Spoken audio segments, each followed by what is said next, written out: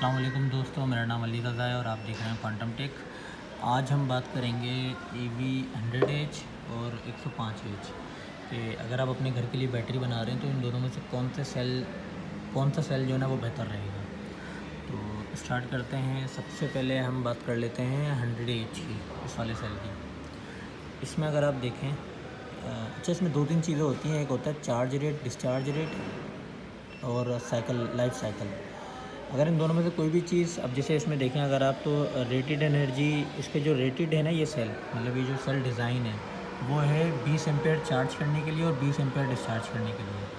तो अगर आप घर में यूज़ कर रहे हैं तो नॉर्मली अगर आपके घर में कोई ओवन है या कोई फ्रिज वगैरह है तो 20 एम्पेयर से ऊपर आपका लोड निकल ही सकता है कभी ना कभी।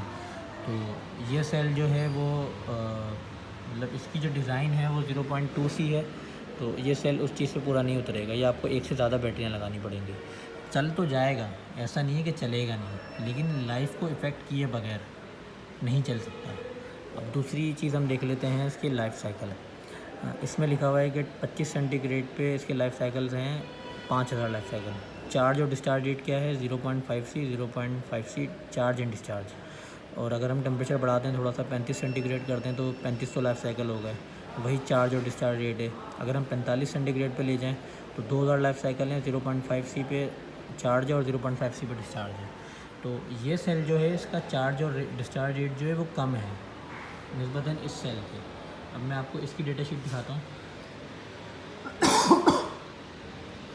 ये 105H वाले सेल की हमने डेटा शीट खोल ली है। तो डेटा शीट में अगर आप देखें तो इसका जो स्टैंडर्ड चार्ज और डिस्चार्ज है वही 0.5 सी है। जहाँ इस सेल का चार्ज और डिस्चार्ज 0.2 सी है, वहीं इस सेल का चार्ज और डिस्चार्ज जो है वो 0.5 सी है। ये मैं फिर से दिखा देता हूँ आपको। यहाँ पर रेटेड एनर्जी 0.2 सी 25 सेंटीग्रेड, और इसका आप देख लें 0.5 सी 25 सेंटीग्रेड।